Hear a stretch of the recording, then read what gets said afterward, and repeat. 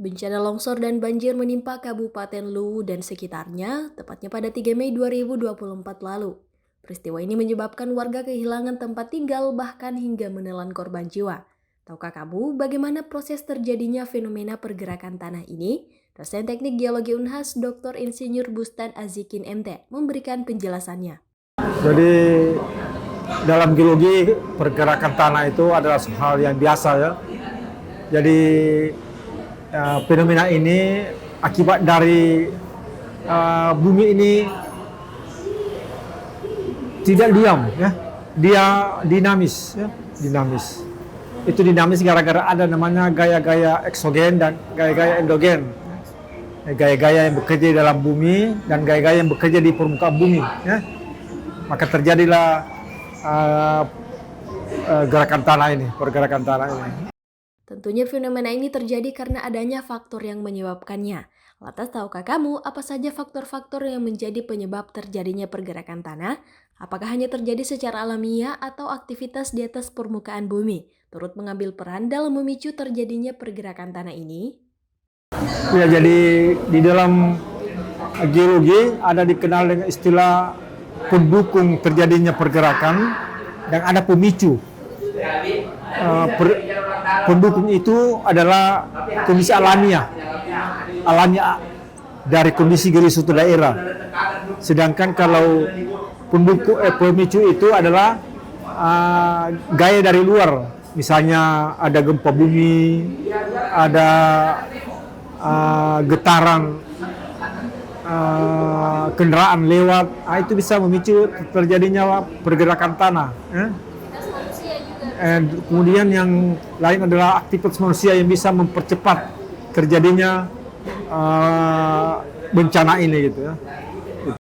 Rupanya berbagai aktivitas yang terjadi di permukaan bumi, seperti aktivitas alat berat, serta lalu lalang kendaraan bermuatan berat, dan aktivitas manusia lainnya seperti pengeboran, pengundulan hutan, dan sebagainya, menjadi pemicu terjadinya pergerakan tanah. Bencana alam dapat terjadi kapan saja dan di mana saja, termasuk pergerakan tanah ini. Oleh sebab itu, perlu diketahui oleh seluruh masyarakat, tanda-tanda yang dapat diidentifikasi dari awal yang mengindikasikan akan terjadi pergerakan tanah di wilayah tersebut. Tahukah kamu bagaimana indikasi-indikasi yang terlihat sebelum fenomena pergerakan tanah ini terjadi? Oh ya, di suatu daerah kalau akan terjadi bencana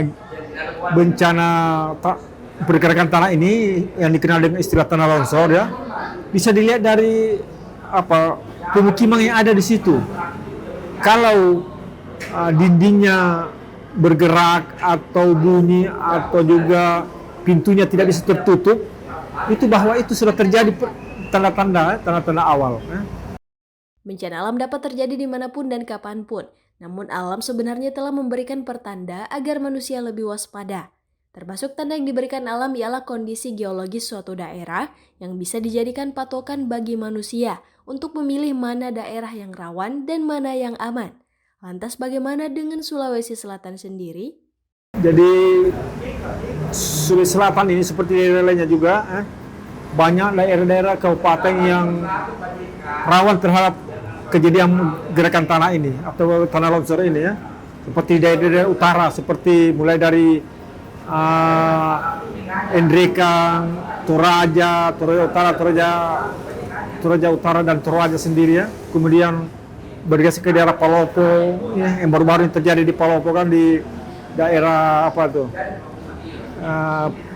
lereng Gunung Latimojong ya, yang memakan korban itu ya.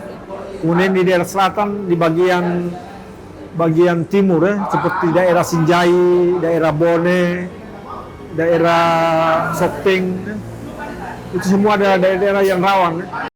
Tahukah kamu, pergerakan tanah merupakan konsekuensi dari hidup berdampingan dengan alam. Bagaimana manusia memandang fenomena ini bukan hanya sebagai bencana yang menghancurkan, melainkan sebagai momen refleksi diri. Sebenarnya juga ya, kalau kita bicara agama itu bahwa tanah longsor itu setiap kejadian di muka bumi ini termasuk tanah longsor ini ada hikmahnya yang bisa petik ya.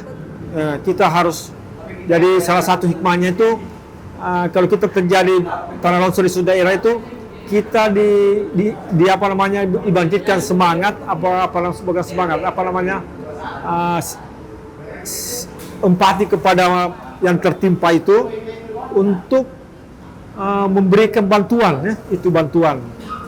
Juga kepada yang tertimpa itu bisa sebagai koreksi diri, apa salah saya, kenapa terjadi bencana ini, ya? Karena dikatakan bahwa setiap kerusakan di permukaan bumi maupun di laut itu karena akibat ulah manusia, ya, ulah manusia itu. Nah, begitu ya. Jadi setiap kejadian itu ada hikmahnya, ya, dan itu bisa menjadi pelajaran untuk menapak kehidupan seharian kita ke depan, gitu ya. Begitu.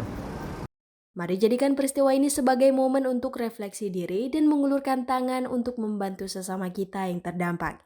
Ifah Syarahman, Andi Muhammad Syafrizal, Unhas TV.